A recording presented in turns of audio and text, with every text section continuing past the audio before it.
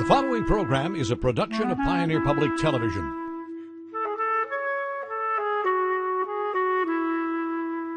Major support for Compass is provided by the ongoing support of the Leo P. Flynn Estate of Millbank, South Dakota.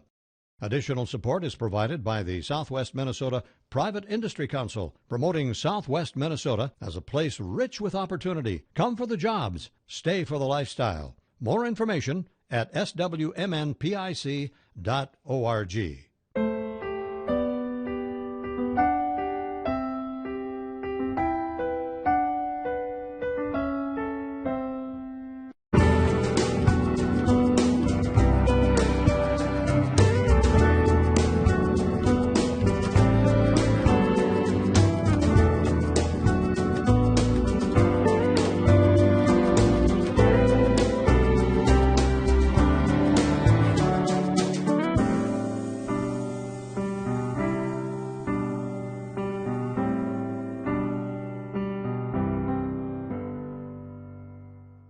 Hello and welcome to Compass, a production of Pioneer Public Television. I'm Les Heen, your host for Compass. This is a weekly discussion of public policy and important issues facing our viewing area. This week, we'll look at how safety on farms is being addressed in our region. We'll have extension educators from both Todd and Stearns counties. We'll talk about what's new in farm safety and how education and awareness has an impact on rural residents. First, Pioneer's Laura K. Prosser will take us to the Kendall farm site. At that site, the family has witnessed how their son's quality of life has improved, and it's all thanks to an all-terrain wheelchair that offers mobility to folks disabled on rural farm sites. Here's Laura's report. What can you do in a wheelchair? This thought crosses anyone's mind when they first learn that they're confined to a wheelchair. For rural residents, it can be a be-all to end-all when it comes to living on a farm or on a dirt road. But it doesn't have to be, not with the Action Track all-terrain wheelchair. I'm here with Alan Macht of Action Track Chair and Tom Kendall of Long Prairie. They will share with us just what it's like to see the Action Track in action and the impact it has had on the Kendall family. Gentlemen, welcome. Alan, so tell us how the Action Track Chair came to be. Oh, great question, Laura.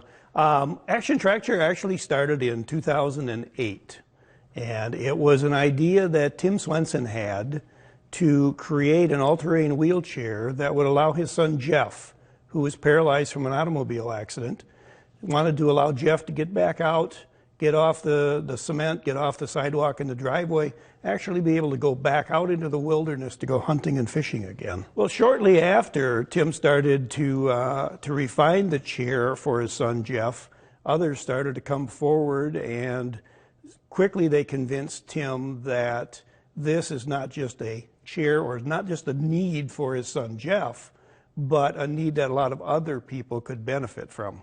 Tom, tell us in your own words why your family needs the Action Track Chair. Well, our son Jaden is in a wheelchair and has been all his life, and he's really interested in farm, and we live on a farm and cattle and hunting and fishing, and getting him around was just about impossible if there was ever any rain or snow or mud. So we went looking for a chair that would help him do that. So what other avenues did you face when you decided on the Action Track Chair?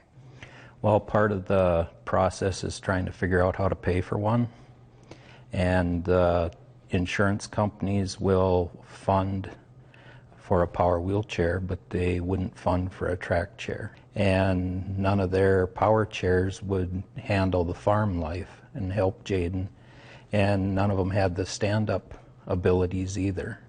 So we had Keith from Sandpine Pheasants bring out a track chair and tried that out for an afternoon, and Jaden could stand up in it.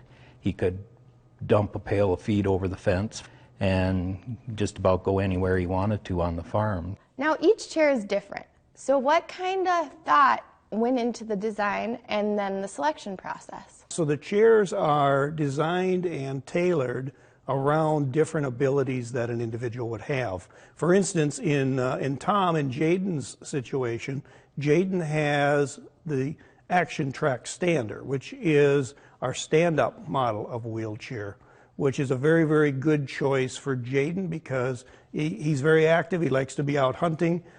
He goes archery hunting and slug hunting. He likes to have the ability to be standing upright. His type of ability allows him to support weight on his legs.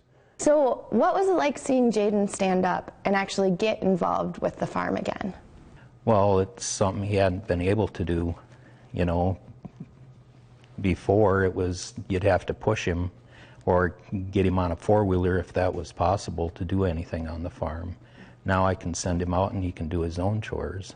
And another thing we were able to do is go on a Dads and Lads weekend adventure where it's out in the woods and up and down the hills, and that's something our church does.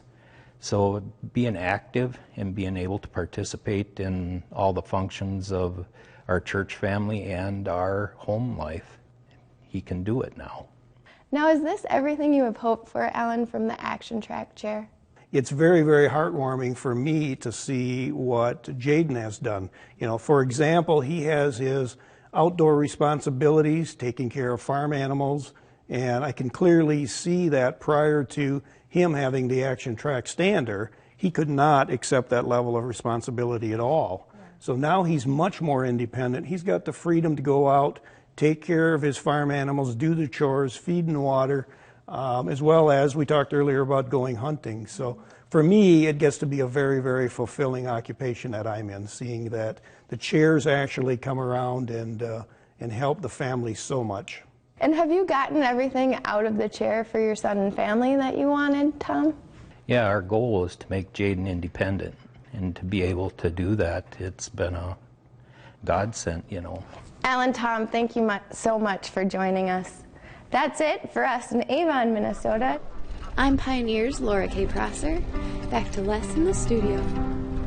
And with us now to talk about regional safety efforts for farm and farm education, we have two guests. With us we have Brenda Miller, Todd County Extension Educator, and also we have Emily Wilbus, who is the Extension Educator, I should say, for Stearns, Benton, and Morrison counties. So there we go. Thanks, Emily. Thanks, Brenda, for joining us. Thanks for having us. Thank you. There's been a lot of attention paid in the last year in Minnesota to farm safety, particularly because of rollover protection systems, or abbreviated ROPS. So why is there so much attention being paid to rollover protection systems? And Emily, I'd like to start with you on this. Yeah, well, something that we're seeing, of course, as farm technology advances, we're seeing all sorts of new equipment that are safer, easier for farmers to use. But we need to keep in mind that there's still a lot of farmers across the region that are using older equipment. And those tractors especially are not equipped with a lot of the safety features that today's equipment have. And so because of that, we do see a large instance of rollovers, and that is a leading cause of accidents and fatalities on farms. And so now the Rollover Protection System Rebate Program has come to Minnesota. It started in New York. Minnesota is the 7th state to now have it, which is really exciting. So the purpose of the program is really to encourage farmers to install those rollover protection systems on those older tractors in order to keep themselves and their families safe. Now, Brenda, I'm sure that as you think about farm safety, rollover protection systems often rise to the top, don't they, in terms of, as you look at the statistics of, what causes fatalities on farms?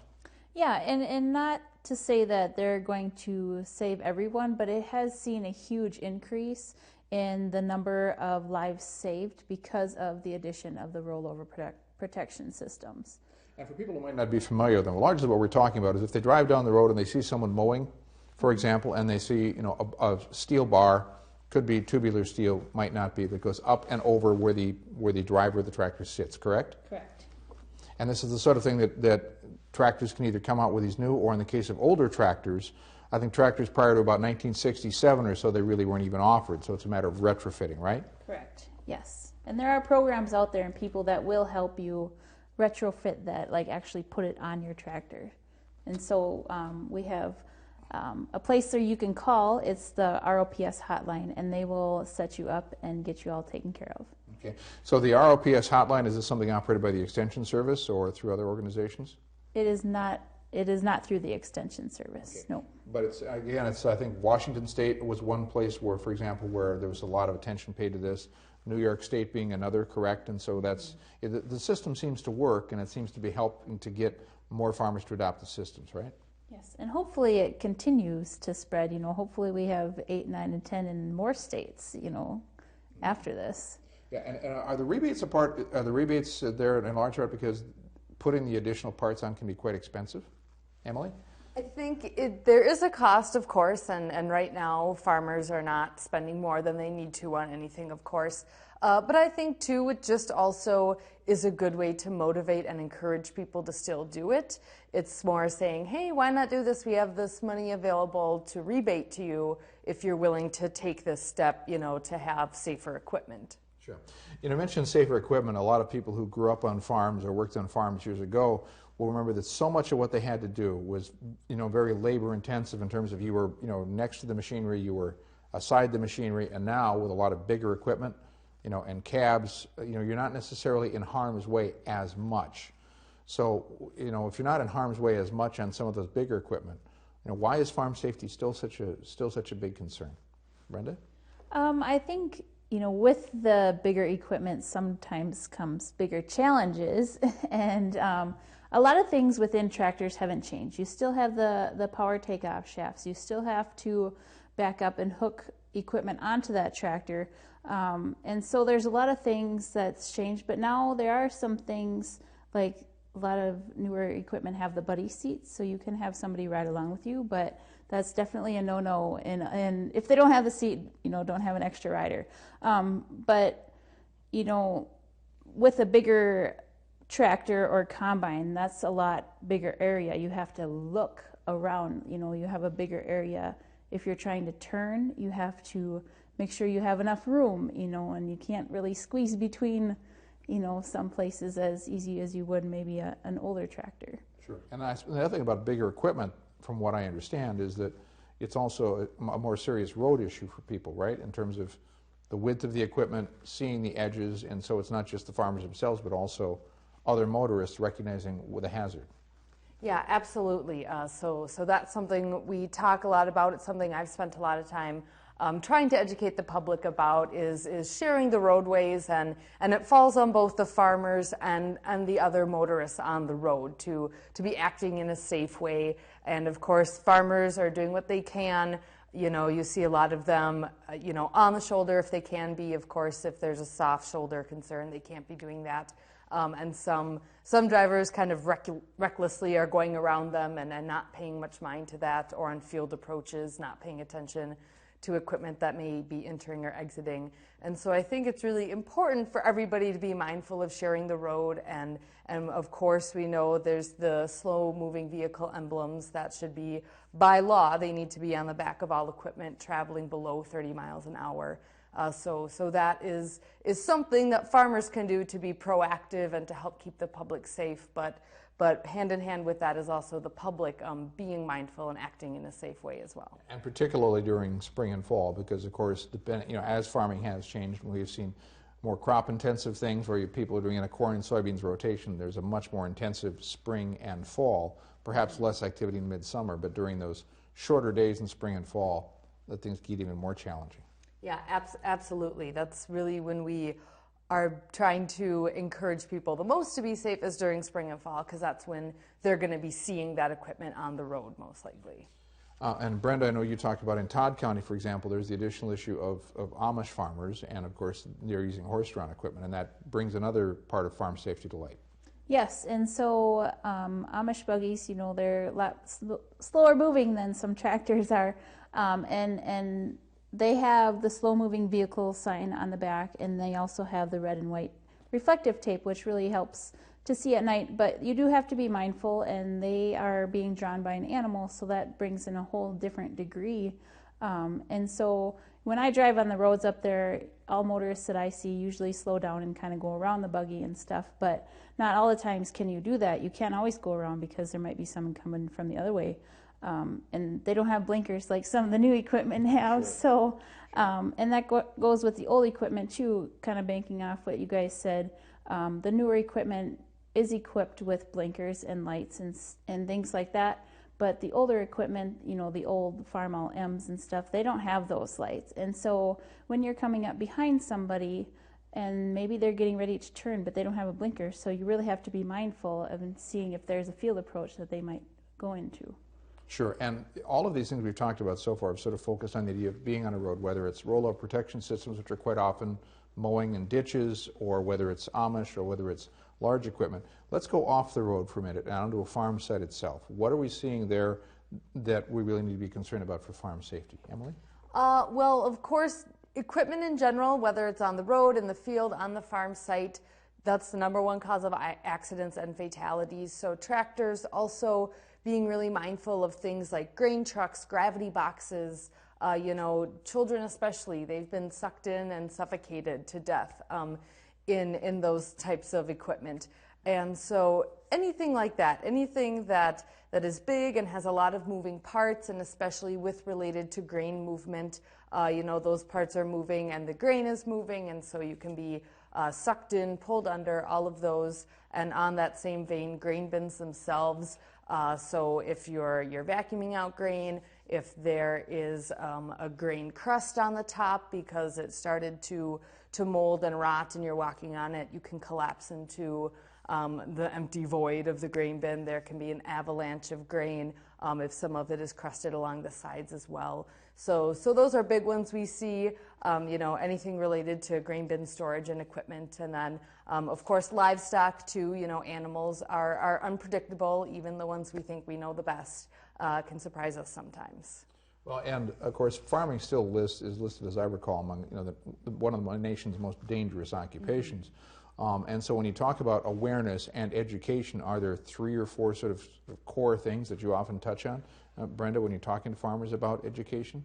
You know, when we talk about general safety to farmers, it really depends on the operation and what they have. You know, if they have a livestock operation and they have a manure pit, well, we need to talk about safety of being around a manure pit and the gases, or being up in silos or in bunker silos and things like that. But a lot of the main things are just be mindful of, don't take shortcuts. Don't walk over that PTO. I've seen it happen myself. You know, I'm like, just go around the tractor. Don't wear a sweatshirt with strings, like a hooded sweatshirt with strings, especially if you're in moving parts. Make sure to shut the tractor off before you unclog the round baler. You know, things like that. Things that maybe seem like they should be firsthand, but sometimes farmers are in a hurry and they don't always think they're just got to go. You know, they got to get the work done. So. Or the famous words, I'll just be careful, right? I suppose you've heard that one. Right, yeah, absolutely. I'll just be careful, you know, and like Brenda said, taking shortcuts or just not, you know, just thinking, I can do it really quick without turning the tractor off. You know, that is my biggest thing that I advocate for, is before you go near any equipment, make sure it is off, step away, make sure all the moving parts are no longer moving. You know, because that's how people lose fingers and limbs and get sucked in and crushed. So that's a really big one. And something else that we're trying to really advocate to farmers is to think about their mental health as well, and being mindful of stress and fatigue and taking care of themselves. You know, it's really easy to be concerned about taking care of the cows or taking out the corn or the beans, but you need to make sure that you're being taken care of as well. So just things like making sure you're eating, you know, good. Snickers and Mountain Dew can only sustain you so long. So bring a sandwich, make sure you're drinking a lot of water, you know, have some coffee in the morning if you need that kick of caffeine, but really taking care of yourself. And it always seems to fall on deaf ears, but trying to get enough sleep. I mean, I know it's early mornings and late nights, but you need your mind to be sharp, and your mind does need rest. So when you're not giving your mind that, then you aren't at your best ability, and that's where shortcuts are taken and mistakes can get made. Well, and I expect for a lot of people who've grown up on farms or connected with the farms as you two are, that, you know, for many of us it becomes a personal experience, because we all think of people we know who have made these mistakes. So it becomes a very personal thing that we all know somebody who becomes the lesson. And we say, well, we don't want to make the same mistake they did. And that's, I think, something we often see, isn't it? It is, yes. I know a lot of people in my life that have been in farm accidents, and I know a few that have lost their lives. sometimes it's just a freak accident and you couldn't do anything about it. There's a lot of people I know out there that maybe took a shortcut and things really could have been prevented. But I know Emily can probably attest to this too. Like, we know a lot of people in our lives, having grown up on farms and been in the agriculture community. Yeah. I don't know, and we've got about a minute left here, so I just want to leave our viewers with some ideas about farm safety things, recommendations that you'd have as they, whether it's, a hobby farm or a large farm operation. Where can they go to just sort of get the basic education information that they should have? Emily, I'll start with you. Yeah, well, here in the Midwest, we're actually super fortunate because we do have one of NIOSH's U.S. Agricultural Safety and Health Centers housed at the University of Minnesota. It's called UMash, so it's the Upper Midwest Agricultural Safety and Health Center. They have a ton of awesome resources, and they can connect you to some of the other Ag and Health Centers as well. And you can find them online at umash.umn.edu. And you mentioned NIOSH, which is National Institution of Occupational Safety and Health, right? Yep. Okay, so good. I guessed on that one. I thought it was right. Brenda? Yes, and you can visit any of your local extension offices. Every county has an extension office, and so if you're not sure, just stop on in there, and they will be sure to hook you up with the right person. And depending on your question, more specialized too. Sure, and of course I know because I've looked at the extension websites many times over the years, there's an amazing number of safety bulletins and recommendations, and if people get a new piece of equipment and they're not sure what to do, whether it's hobby farmers working with power takeoff shafts for the first time or other things, there seems to be a lot there that they can access just through the general safety bulletins, right? Yeah, absolutely. So checking the extension website, also checking if it is on a particular piece of equipment. I encourage people to check with the manufacturer to see if they can get a manual. Perhaps they lost the one they got, or what happened to it. So that's what I really encourage people to do. Don't just wing it. Really reach out and find those resources, because I know Brenda, myself, anybody in extension who works in safety, we are more than happy to help you. So, I guess parting words, because take the time, look it up, no shortcuts, right? Yeah. Yep. It's a lot more to it than that, but that's kind of a shorthand summary I think we could work with. Emily, Brenda, thank you very much for joining us today on Compass. Thanks for having us. And that's it for this week on Compass on the topic of farm safety. Our producer, Laura K. Prosser, will take it from here and end this week's episode with the next installment of the Compass Literature Corner. Thanks for watching.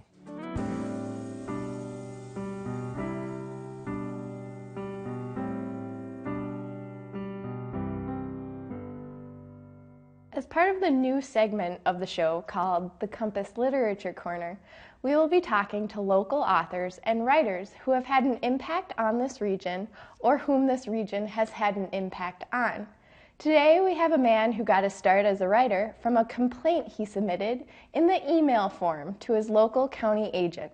His latest book is a culmination of all the columns that came after that first email.